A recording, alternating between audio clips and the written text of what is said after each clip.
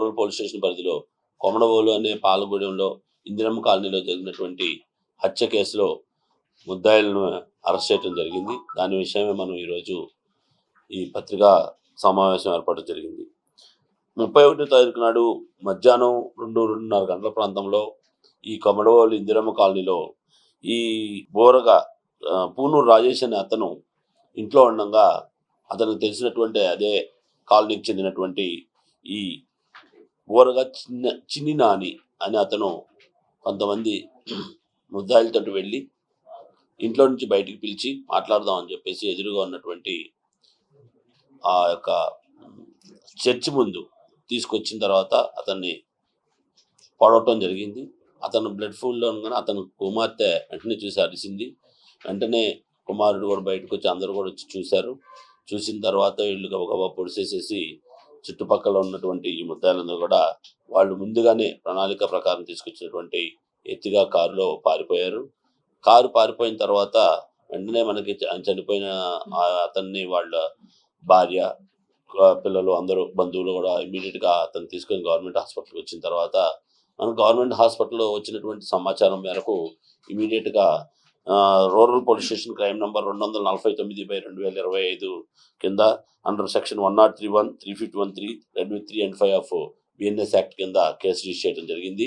దీంట్లో దర్యాప్తులో భాగంగా ప్రత్యేకంగా మన 1 టౌన్ సిఐ గారిని మరియు 2-3 బృందాలను ఏర్పాటు చేయడం జరిగింది.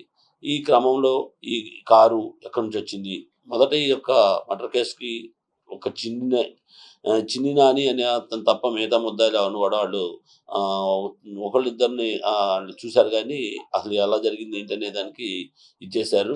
తర్వాత కొంతమంది ఏమో మిగతా ముద్దాయిలను కూడా చూడటం జరిగింది. ఈ క్రమంలో ఈ యొక్క నాని ఎక్కడికి వెళ్ళాడు ఏంటనే దాన్ని లేదా చూసుకుంటా వస్తే కాన్ఫరెన్స్ ప్రకారం కారుని వచ్చేసి కామరపుకోటలో ఉన్నటువంటి ఊర్లో నియర్ బస్ స్టాండ్ దగ్గర వదిలేసేసి వీళ్ళు పారిపోవటం జరిగింది. తదుపరి అక్కడి నుంచి కూడా మనం ఎఫ్ఎస్ఎల్ టీంని రప్పించడం, అదేవిధంగా క్లూస్ టీము, తర్వాత ఈ ఫింగర్ ప్రింట్స్ ఎక్స్పర్ట్స్ని అందరూ కూడా రప్పించి ఇవన్నీ చూడగా ఇంకా ఈ కేసులో ముద్దాయిలు చాలామంది ఉన్నారని ఒక నిర్ణయానికి వచ్చి రావడం జరిగింది. దీనిపైన మన 1 టౌన్ సిఐ గారు స్పెషల్ టీం ఫామ్ చేశాము. ఈ స్పెషల్ టీం ఫామ్ చేస్తే ఈరోజు ఉదయం వీళ్ళందరూ కూడా మనకి ఎన్హెచ్సి హైవే వెనక రత్నాస్ రెస్టారెంట్ వెనక భాగంలో వీళ్ళందరూ కూడా అక్కడ నుంచి ఎలా వెళ్ళిపోవాలని పన్నాగం చేస్తుండగా వీళ్ళు పట్టుకోవడం జరిగింది. ఇందులో ముఖ్యంగా ఏదైతే బొరగ చిన్ని నాని అనే అతను ఉన్నాడో ఇతను అదే ఏరియాకు చెందిన అతను వ్యక్తి. ఇతనికి ఈ యొక్క చనిపోయినటువంటి పూనూరు రాజేష్కి గతంలో వీళ్ళందరూ ఒకటే దీని కింద ఉండేవాళ్ళు. అయితే వీళ్ళందరూ కూడా అక్కడ ఉన్నటువంటి చిన్న ఏదైనా సమస్యలు వచ్చినప్పుడు ఆ యొక్క సెటిల్మెంట్లు చేయటం, అక్కడ ఉన్నటువంటి ఆడవాళ్ళ విషయంలో వీళ్ళకి కొంత అభిప్రాయ భేదాలు రావటం, తర్వాత ఇతను ఏదైతే చిన్ని నాని అని అతను డ్రైవర్గా వెళ్ళటం, ఆ డ్రైవర్గా కొంతకాలం చేసుకుంటుంటే ఈ గ్యాంగ్లో నుంచి వీళ్ళకి విభేదాలు రావటం మొదలుపెట్టాయి. దీన్ని ఆసరా చేసుకుని ఇతన్ని 2-3 చోట్ల అవమానించడం జరిగింది. దీంతో అతను కక్ష పెంచుకున్నాడు. అదేవిధంగా ఈ చిన్ని నానికి అనేక చోట్ల కూడా ఇతనికి సపోర్ట్ రాలేదని చెప్పేసి కొన్ని ఇతనికి పర్సనల్ విషయాల్లో కూడా అడ్డుకుంటున్నాడని, తర్వాత ఇతనికి సంబంధించిన వ్యక్తితోటి ఇతను వివాహరేత సంబంధం పెట్టుకోవటం, దాని విషయమే వాళ్ళ బంధువులు అడగటానికి వచ్చినప్పుడు ఇతని అడ్రస్ చూపించడం, ఇలాంటివన్నీ కూడా ఇతని మనసులో ఇంకా కక్ష పెంచుకున్నాడు. ఇతను ఉంటే మనల్ని ఎప్పటికైనా ఇదిగా ఉంటాడని ఓవర్ పవర్ చేస్తాడు, ఇంకా మనం ఇక్కడ బతకలేమని నిర్ణయించుకోవడంతో పాటు అసలు ఈ రాజేష్ అనే అతన్ని తీసేస్తే దాన్ని ఆ పాలగూడెంలో ఇందిరమ్మ కాలనీలో పెత్తనం చేయొచ్చు అనే ఒక దురుద్దేశంతో ఒక పథకం ప్రకారం ఈ యొక్క మిత్రులు ఉన్నారు. ఆ మిత్రుడు అయినటువంటి ఈ ముద్దాయిలు ఉన్నారు ఎవరైతే ఈ బాలు, అదే లంకపల్లి బాలకృష్ణ అనే బాలు, తర్వాత సామంతులు అజయ్, ఎరియాస్ బెస్సి, ఈ సింగిరెడ్డి సుధాకర్ రెడ్డి, వీళ్ళందరితో ఒక సమావేశం కలిపేసి ఏదో రకంగా ఇతను అంతమొందించాలనే ఉద్దేశంతో ఇతను ఒక ప్లాన్ చేసుకుంటాడు. దానికోసం వాళ్ళ మిత్రులందరినీ కూడా కారు కావాలి దీనికి అక్కడికి వెళ్ళటానికి నిర్ణయించుకొని ఒక ట్రావెల్స్లో తెలిసిన అతనికి కారు కావాలని చెప్పి కారు అద్దెకు తీసుకుంటాం జరుగుతుంది. ఆ తర్వాత మన నలుగురు అయితే చాలు, ఇంకా మనుషులు కావాలని చెప్పేసి ఉగ్గున షణ్ముఖ, వేణుగోపాల్ వేణు, కటారి పూర్ణ చంద్రశేఖర్ వేణు కూడా పిలిపించుకుంటారు. వీళ్ళ యొక్క పథకాన్ని ఇమీడియట్గా చెప్పడం జరుగుతుంది. ఈ పథకంలో ఏం చేస్తే ఎలాగ అని చెప్పేసి మాట్లాడుకుందాం రమ్మని బయటికి పిలిస్తే వస్తాడు. ఎట్లాగో పాత పరిచయాలు ఉన్నాయని ఒక ఆలోచనతోటి ఇతను ముందే సిద్ధంగా ఇతన్ని చంపాలనే ఉద్దేశంతో ఉండటంతో ఇతను చాకులు కొనటం జరుగుతుంది. అవన్నీ కూడా పెట్టుకున్నాడు రెడీగా. మాట్లాడదామని ఇంట్లో నుంచి తలుపు కొడితే అతను అప్పుడే భోంచేసుకుని బయటకి ఎవరు వచ్చారంటే చిన్ని నాని బాబాయ్ వచ్చాడని చెప్పేసి కూతురు చెప్పడం. ఇతను బయటకు వస్తాడు. ఏంటని మాట్లాడదామని బయటకు రాగానే మాట్లాడుతున్నట్టుగా నటించేసి వీళ్ళు కొంతమంది ఈ ఎవరైతే రాజేష్కి అనుచరులు ఉంటారో ఎవరైనా వస్తారేమో కాపలా కాయటం, కొంతమంది ఏమో ఇది చేయటంతో ఈ ఏదైతే చిన్ని నాని అదేవిధంగా అతనితో పాటు బెస్లీ అనే ఇతను తర్వాత ఈ బాలు వీళ్ళందరూ కూడా చుట్టుముట్టి అతను పడవటం జరిగింది. ఇది చూడటం ఈ పడవటం అతను కేకలు విని ఇంట్లో నుంచి కుమారుడు రావటంతో అలానే ఆ యొక్క చనిపోయినటువంటి రాజేష్ యొక్క చెల్లెలు వీళ్ళందరూ కూడా బయటకు వస్తారు. చూడటం వీళ్ళు నమ్మడపడటంతో వెంటనే ఈ సుధాకర్ అని ఉన్నాడు, ఇతను కార్ డ్రైవ్ చేస్తూ రెడీగా ఉండి వీళ్ళందరినీ తీసుకొని కారులో వెంటనే తీసుకొని పారిపోయాయి.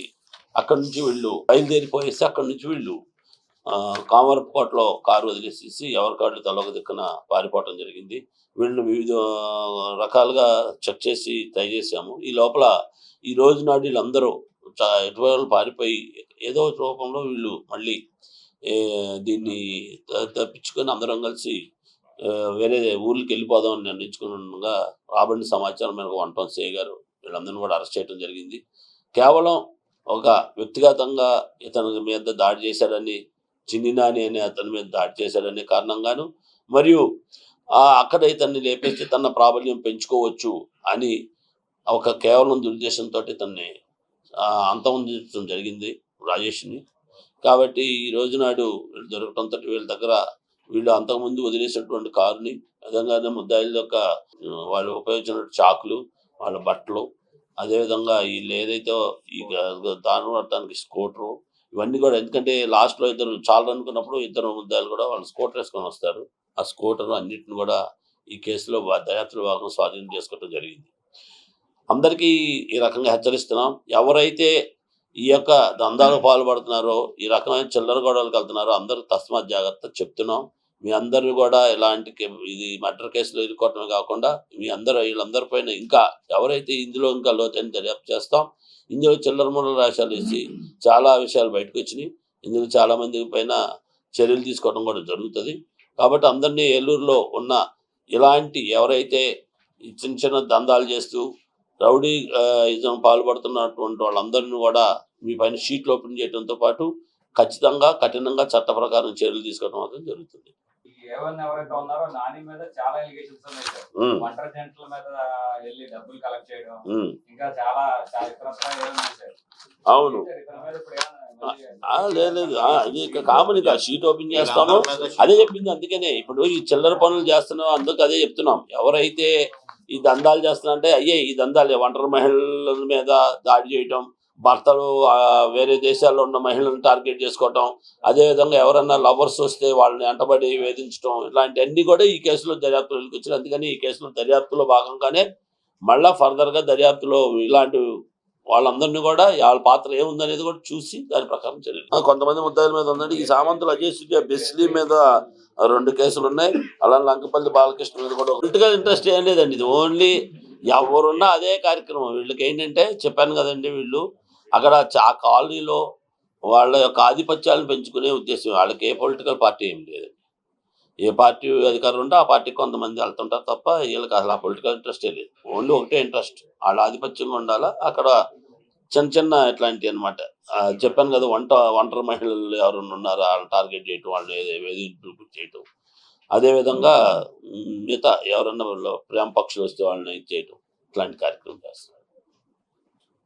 సెయింట్ జోసెఫ్ విద్యా సంస్థల చైర్మన్ మహాఘన జయరావు పొలిమేర గారి సారథ్యంలో secretary and correspondent reverend father G Moses గారి స్వీయ పర్యవేక్షణలో సుశిక్షితులైన డెంటిస్టులను తయారు చేయడంలో అహర్నిశలు కృషి చేస్తోంది Saint Joseph dental college and hospital. Spacious library, well equipped lab, oral microbiology and nanoscience research center for better academic experience. Education delivered by highly skilled teaching professionals accredited with NAC A grade. BDS మరియు MDS లలో admissions కొరకు సంప్రదించండి. Dentist కావాలనే మీ లక్ష్య సాధనలో మీకు తోడ్పడుతుంది Saint Joseph dental college and hospital, Duggirala, Eluru.